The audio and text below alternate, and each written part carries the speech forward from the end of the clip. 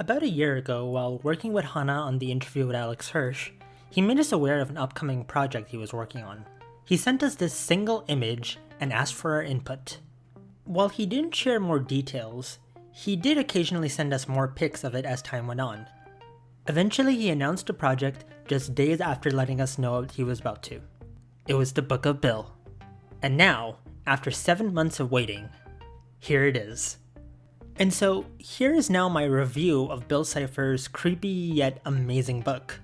I'll be going over both the regular and Barnes & Noble exclusive edition of the book, though mainly using the regular one to showcase it, as my copy of the B&N one took a while to ship, so it took a bit longer for me to record the B-roll footage for that one. Also, this should be obvious, but spoiler alert from here on out. Starting off with the exterior, the first thing you'll notice is that the Book of Bill's jacket has a pretty rough texture to it. It's kind of fitting, to be honest, that Bill Cipher's book will be kind of weird to touch. Bill himself, as well as the book's name and sticker indicating the more mature nature of the book, are a lot smoother and glossier than in turn by comparison. Removing the jacket reveals the book to have a fairly similar smooth texture overall, and besides slight differences between Bill's outline and the book, it's not that noticeable. The back of the book itself also has a glossy outline of the cipher wheel without Bill in the middle of it, which is pretty cool. Moving to the back of the book, you'll find the reviews for it by Weird Al, Guillermo del Toro, and Charlie Day. This is also the only place on the book where you'll notice the Gravity Falls logo, making this the first ever GF book to not have the show's logo on its cover or, as you can see here, the book's spine. The spine instead has Bill's sort of logo that you can see in the beta cover that Alex sent me and Hana, where the GF logo traditionally would be. Something else interesting is that Alex Hirsch's name is written on the spine below the book name, which is also not something previously seen on any other GF book, as his name would either be in the jacket or with Lost Legends on the cover. Finally, the other major difference to other GF books you'll see here is the Hyperion Avenue logo and name, rather than Disney Books. As the Book of Bill is a mature GF book, it was published through them instead of Disney Books, and so makes this the first GF book to have their logo instead of the Disney Press or Castle logo that previous books had. Also, removing the jacket completely reveals this poster on the back of it that is of the document that Ford showed Dipper in The Last Mabel Court in his cipher files while trying to Bill-proof his mind. The Barnes & Noble exclusive edition has all the same stuff I mentioned above, but with the obvious difference being that all the red parts are yellow on it, and it's a bit bigger due to the 16 extra pages. Also, signed copies apparently do not have the exclusive sticker on it that in-store copies of the B&N book have, which is another difference both with it and the regular books, and that these two in turn have as well. Finally, and this is a little extra nod to the quality and detail of it, but the binding is also correctly colored on both books. As you can see here, the regular book has red binding on it, while the B&N one has yellow binding. It's a small difference, but makes it all that bit better. Now for the good stuff. Inside the book, and once again, spoiler alert. The book begins with an entry from Ford detailing his worry of if Bill is still alive or even in Stan's mind. He also documents his encounter with the Book of Bill itself and how he cannot get rid of it. It ends with a warning to anyone who finds it to not read it and instead leave it alone. From there, after a few pages of Bill laughing, Bill introduces himself and invites us to read the book and learn his secrets. Upon making a deal with Bill, or not, and going to page 77, we find Bill introducing himself and laying out what is in this book. There's an About Me section, Bill's Guide to Everything, his story, time with Sixer, and his big plans. Obviously going over everything will take forever, so I'm just going to run down some of the highlights. The About Me part has Bill talking about, well, himself and interviewing himself. We also have this hilarious Ellen parody, and even funnier, this parody of Bill in the infamous Colleen apology video. This definitely had all of us laughing, and it sparked some hilarious parodies online. Bill also mentions how you can see a list of photos of drawings and stuff and symbols with him on it, and in one of them you can see this little pizza-shaped Bill. And this is actually the pizza that the Gravity Falls crew ate during Mystery Tour 2013, which I made a whole video about. And it's a pretty fun story and a nice callback, especially for someone like me who has spent ages looking into that, and I was so happy to see that. Thank you, Alex. Just thank you. Bill then lists some of his powers and weaknesses and then forces the readers to read several pages from The Great Gatsby, which becomes a bit of a recurring joke in the fandom. And then Ford after that gives one more warning to the readers, which we all ignore, and then Bill gives a little test to see if we're ready for the secrets of the universe that he's going to tell us. He gives us a little jab on Ford and Dipper and reveals that the secrets about the universe and calls all of us humans mid. One thing I found really funny was this little message from an individual stating that they were trapped inside a Bill with other souls, and they mentioned how it's horrible inside, and that's because there's an eternal loop of the song Good Vibrations by Marky Mark. And that was pretty funny to me, because back in 2022, Alex made an Instagram story where he would randomly put that song on while in Utah and looking at a statue or something. And apparently that was how I discovered that song, so it's kind of funny to see him call back to that song in this book and introduce a new generation of people to Marky Mark, most likely. So from there, Bill then gives his love advice and makes us play a game on how to figuring out when we're gonna die. Eventually from there, we get to see what has to be the most terrifying page in the book. This peaceful shot of Dipper, Mabel, and Waddles arriving home in Piedmont. And that's because on the next page, we see them being attacked by parallel universe versions of them that lost to Bill or didn't make it home for one reason or another. There's a mix of versions of them, like zombie versions, blind eye versions, time erased versions, and even Dipper probably after Bill succeeded in throwing him off the water tower, which is a pretty eerie page to see. After a page about urban legends, we get the long-awaited Silly Straws page, and we also learn what would happen if you said no to Bill's deal, which is a pretty mundane end. I'll leave what Bill reveals here up to you to discover. But from there, we get to the page that everyone was talking about at the time of the release, which is the Dreams page. And here, Bill reveals the dreams of all the various characters on the Cipher Wheel. Some are pretty wholesome, like Seuss wanting to legally change his name to Pines, Robbie's real hair color, which is kind of funny, and a pop quiz that Ford wrote. But some are pretty shocking, like Pacifica having nightmares of not being able to wash blood off her hands, Wendy dreaming about her mom, Mabel having nightmares about Waddles dying, and most shockingly of all, Dipper having nightmares of overhearing a fight between his parents that he was not supposed to, with Bill then implying that this was why they were sent to Gravity Falls. And this has caused a bit of a debate on if the twins' parents are heading towards a divorce. And also the whole situation of Dipper wanting to stay in Gravity Falls, it makes more sense, and Mabel's fear of losing him too, also a lot more heartbreaking if that's the case. Now, if you didn't know, Alex and Ariel Hirsch's parents are divorced in real life. And I wasn't very particularly connected to any sort of masculine archetypes in my life because I was not raised with a father in the household. So I came into the world with the influence of my mom and sister. And given the similarities the twins have to them, the possibility is very much there that this could be a nod to that, but I also don't 100% believe that they probably are divorcing. Parents can go through rough patches often and that resolve themselves in time, and kids can often interpret that to the extreme. I sure as hell did at times when I was Dipper's age.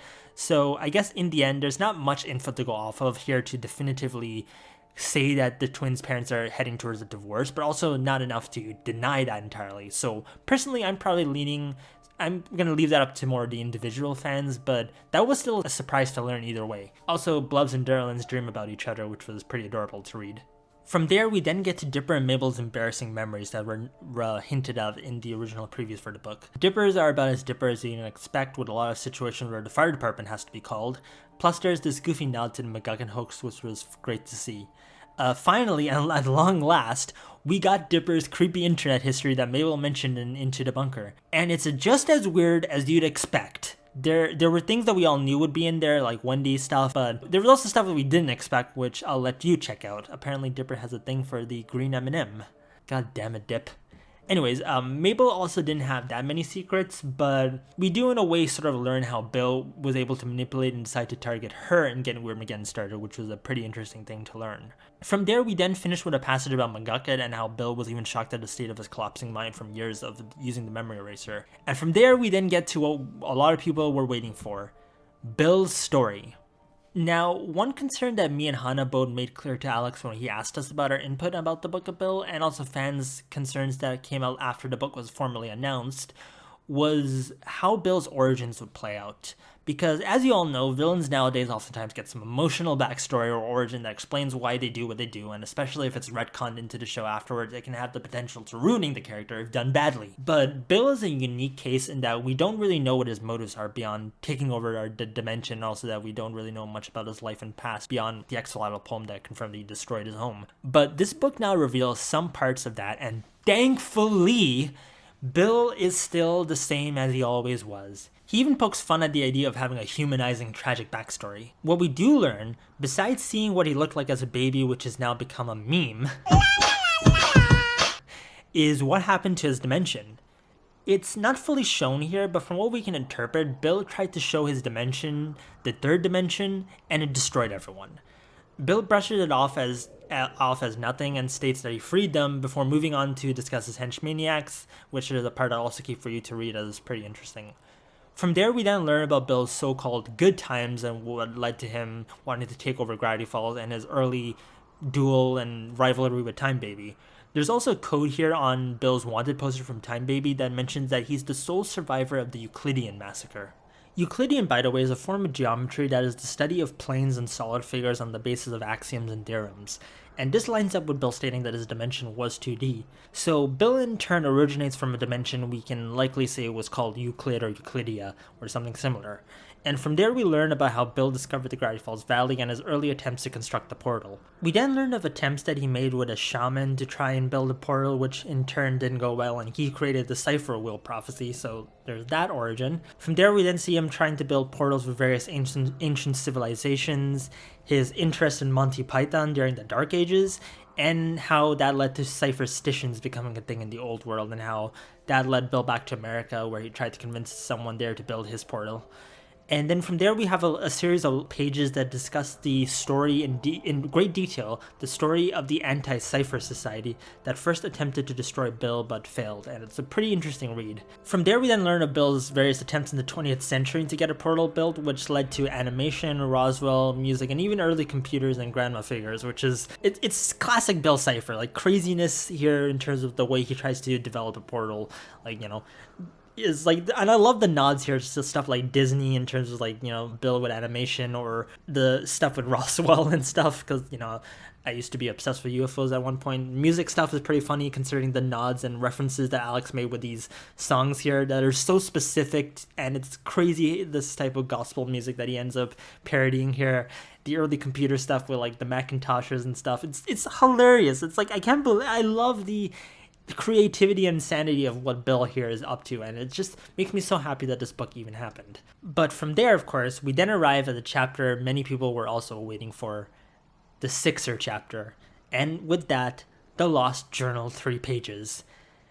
And I won't go into too much detail because I'm pretty sure the video is already pretty long, but I was so happy when I first heard about the Lost Journal 3 pages that were going to be in the book, and we see this here, that it's so true. We see the various pages that Ford ripped out of Journal 3 over his time with Bill, and it details his experiences with him, feelings of isolation, Bill's manipulation that distanced him from McGuckin, and early warnings about Bill that he got. There's also this remarkable page that a lot of people are talking about, where Bill was helping Ford forget the past after he sees a con ad from Stan on TV, and in a sort of moment of regret, he shows Ford the sole surviving piece of his dimension, which is a single speck of dust.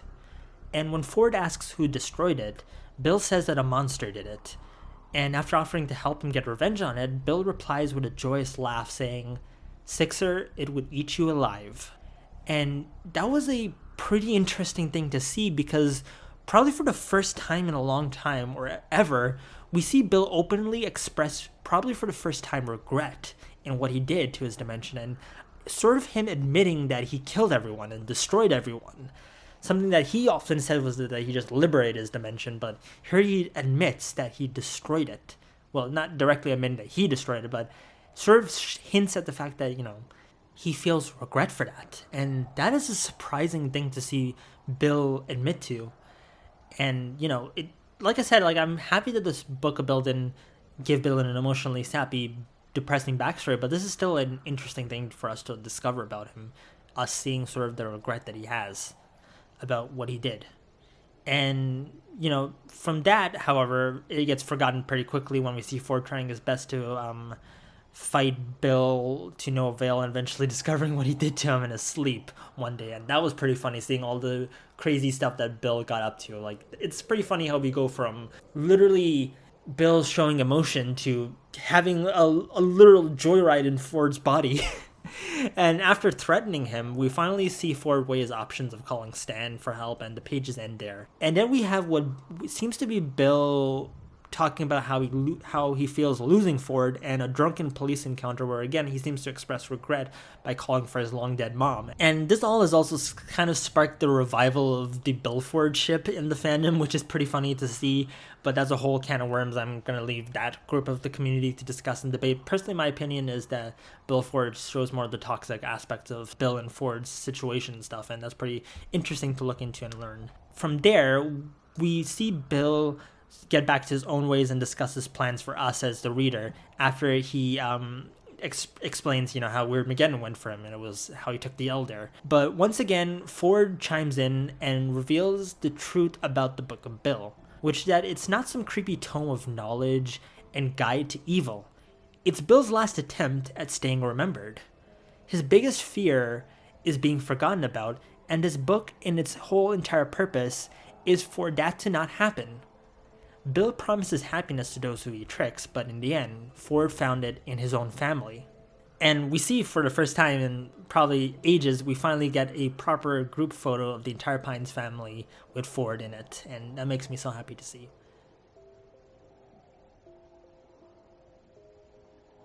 But after that passage, we then see Mabel, Dipper, and Stan telling Bill to essentially fuck off. And from there, Bill is finally defeated again after he realizes that his connection with us, the reader, has been weakened from the Pines' wholesome messages of don't do it, don't help Bill. And he is defeated again. And for the first time, we finally see what really happened to Bill after Stan punched him. And this is incredible. It begins with a poem where we see a shattered and cracked Bill after defeat, meeting the Axolotl, and gets sent to a rehabilitation place called the Theraprism. Basically, Bill tricks the Axolotl by making himself feel like he's regretful and remorseful about what he did, but the Axolotl sees through that and tells Bill he needs to change and be able to accept his mistakes and regrets. And from there, he's sent to the Theraprism which Bill thinks that's going to be easy, but he then discovers that he's forced to undergo mandatory therapy. And side note, this poem also reveals that at last, that after defeat, Bill was not just left in Stan's mind and able to return, but was indeed destroyed and left his mind. So, R.I.P. Bill in Stan's mind theory. I'm sure Matt Pat is screaming now while enjoying retirement. Personally, as someone who hated that theory, I'm glad it's over and that Bill's end is something different and more so unexpected. I'm sure not everybody was a fan of hearing this, but personally speaking, I was so happy to see this, and everything about this book just makes me so happy. We also learn here basically why Bill created the book to begin with, which is during an arts and crafts class where he tried to use it as a way to trick a human into doing his bidding, and that it will be confiscated now that he's been caught, basically.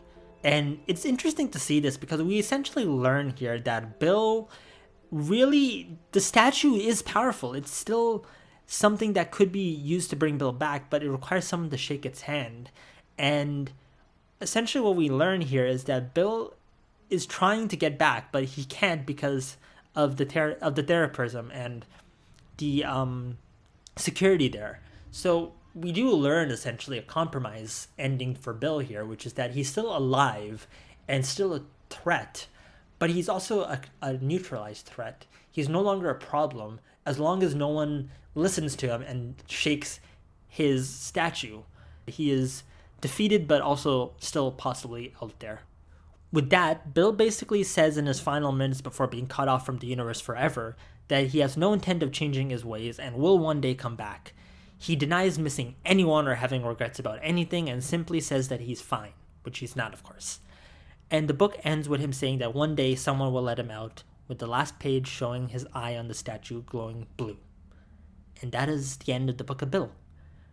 Now, of course, the Barnes & Noble edition of the book, as you know, has 16 extra pages in it, and I'm also going to quickly talk about those. And those pages are pretty cleverly hidden in the book in a way that many people who do have it didn't even notice it. You really only see it if you own both copies and see it properly laid out. With the Barnes & Noble's Lost Legends back in 2018, the bonus pages were the behind-the-scenes pages where you could tell that they were different because they were at the end of the main comics, so you could easily tell them apart.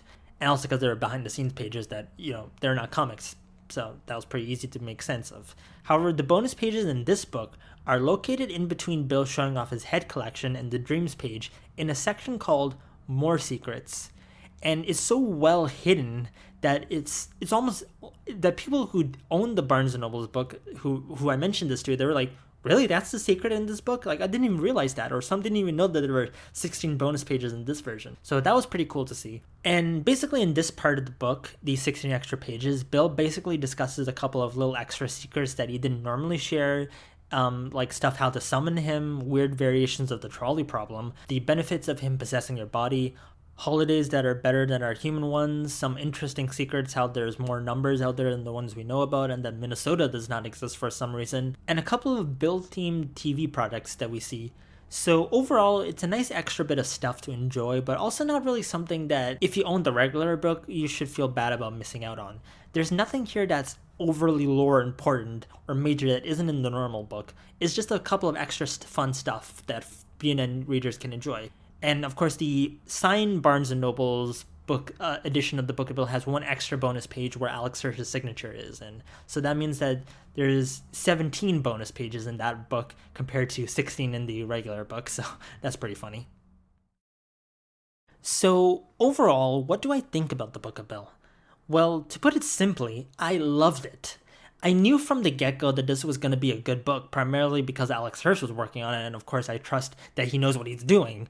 But it really exceeded my expectations. I was under the belief that it would be a simple book going over Bill's life and past and following his side of the story during the events of the show, and maybe a bit about his life and before that, and some mature elements here and there when we found out that it was meant for older readers. But it was so different in a good way. We had the usual chaos from Bill, but times 10. And the visuals in this book were so random and creepy in that Gravity Falls way that I loved it. It wasn't anything overly messed up, but also stuff that you would for sure not expected to fly in the main show or even regular Gravity Falls books like Journal of Terror Lost Legends. You understand honestly when seeing it why this book was labeled for older readers.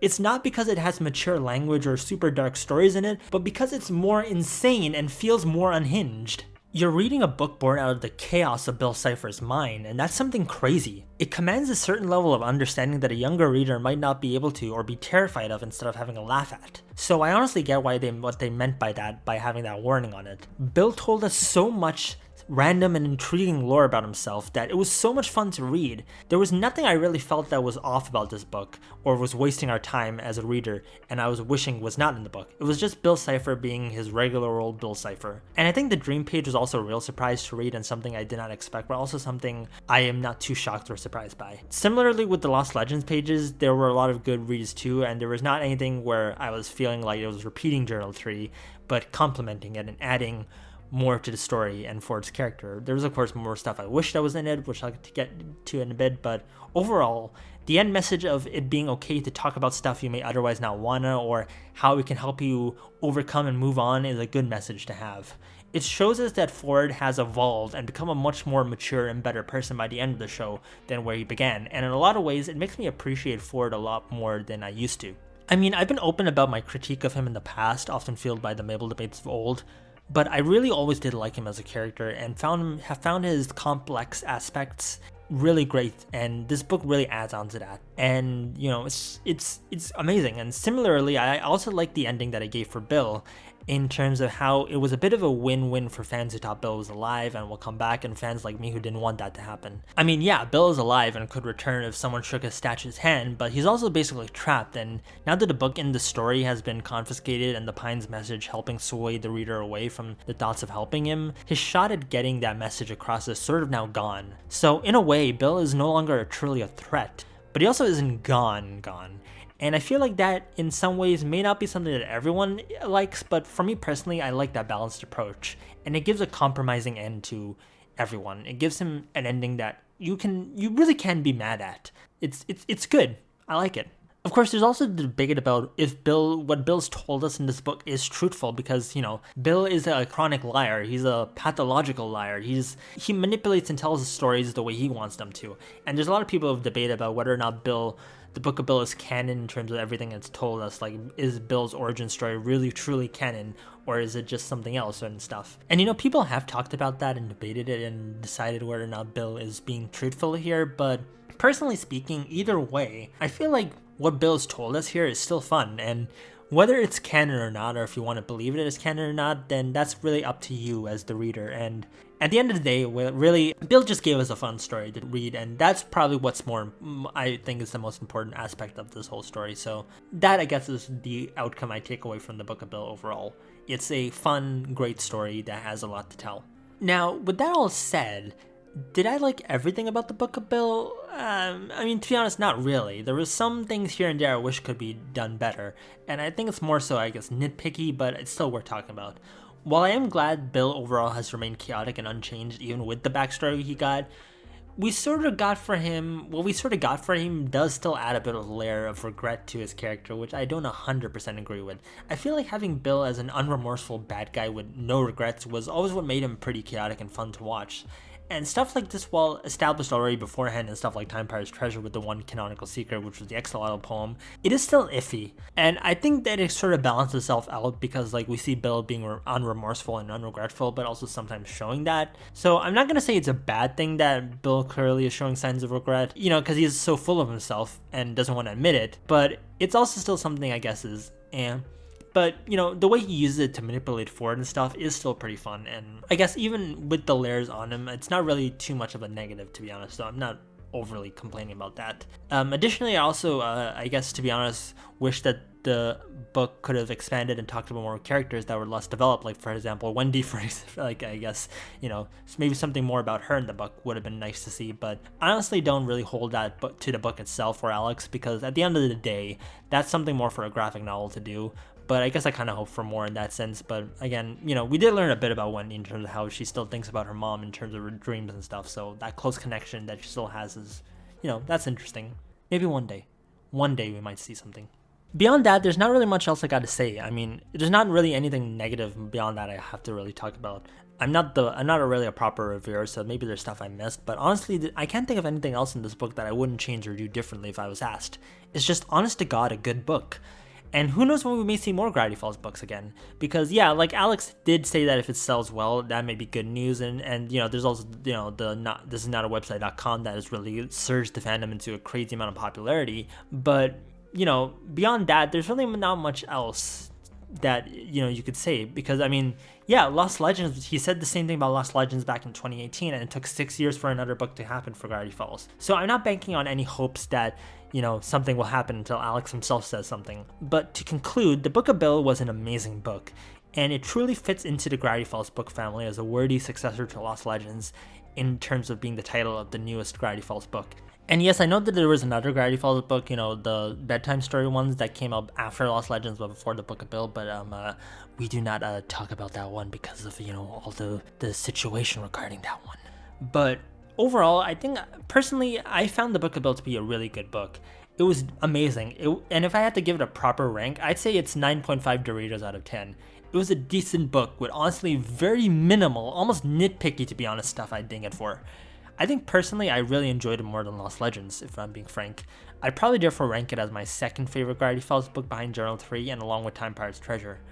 If you've not for some reason yet gotten it and just let me spoil it for you, well, I'm sorry, and also still go buy it because it's a great read.